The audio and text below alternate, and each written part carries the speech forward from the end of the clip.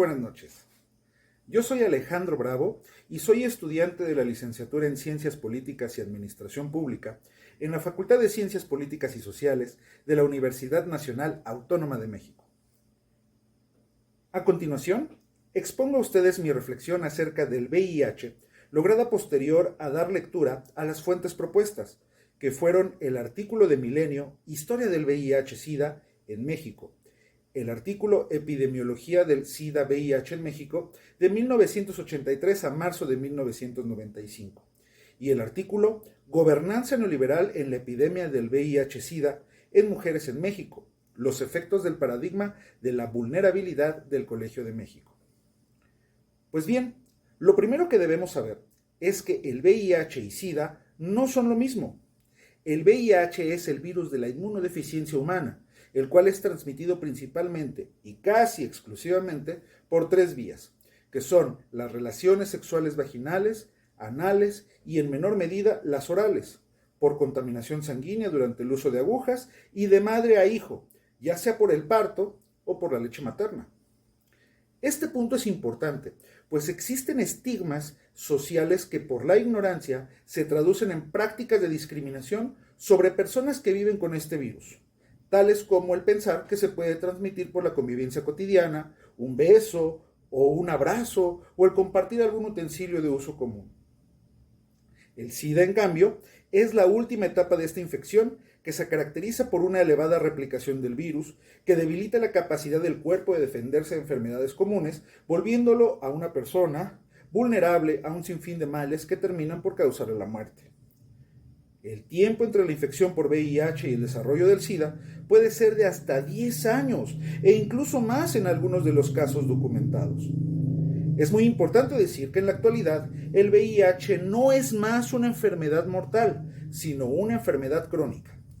Esto es así porque el tratamiento actual para VIH, llamado TAR, es decir, tratamiento antirretroviral, es muy efectivo, pudiendo llevar a que el virus sea indetectable en pacientes infectados en un corto lapso de tiempo, lo que implica que puede llevar una vida completamente normal, es decir, larga y con calidad.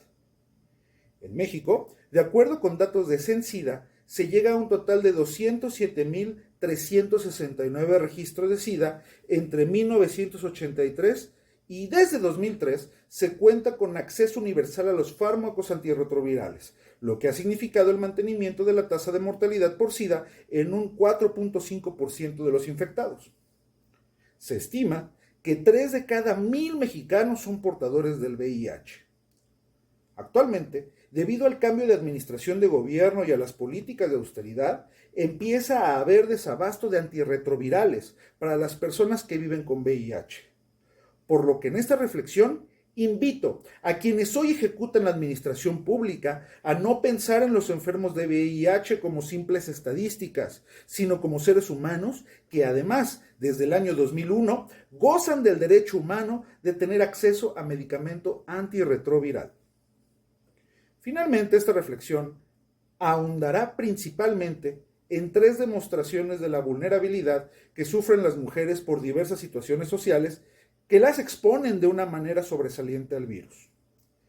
De acuerdo con el artículo Gobernanza neoliberal en la epidemia del VIH-Sida en mujeres en México, los efectos del paradigma de la vulnerabilidad del Colegio de México se infectan precisamente a través de las únicas personas con quienes se supone que deben tener relaciones sexuales, o sea, sus parejas estables, lo que desafía las aproximaciones actuales a la prevención del VIH.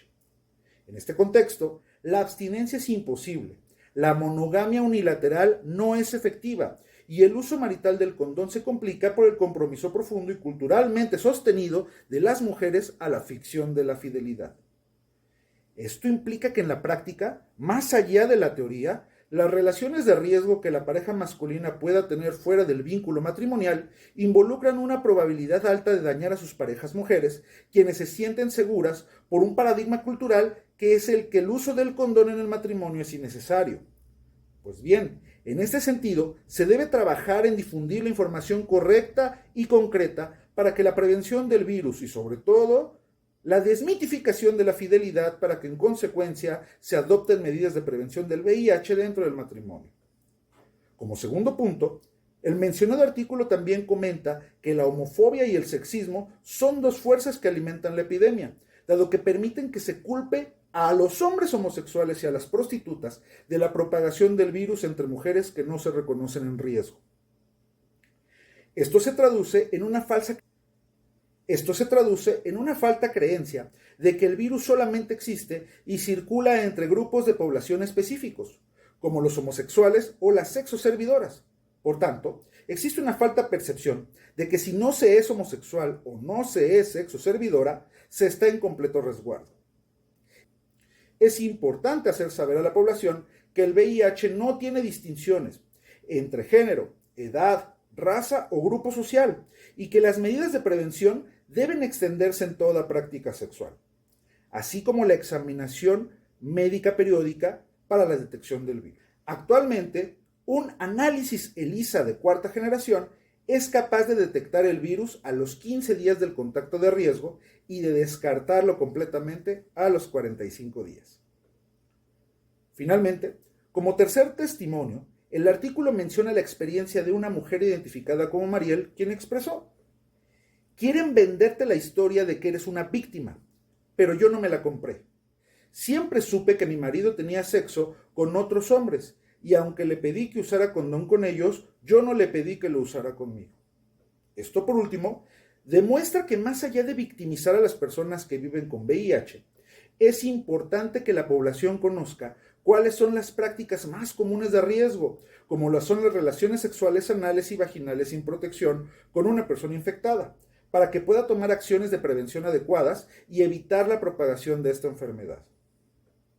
Para despedirme, quisiera comentar que hace falta intensificar la búsqueda de la cura definitiva para la infección del VIH, pues desde hace 20 años aproximadamente se menciona por diversos medios que se está cerca de conseguirla, pero en la realidad no se da el gran paso.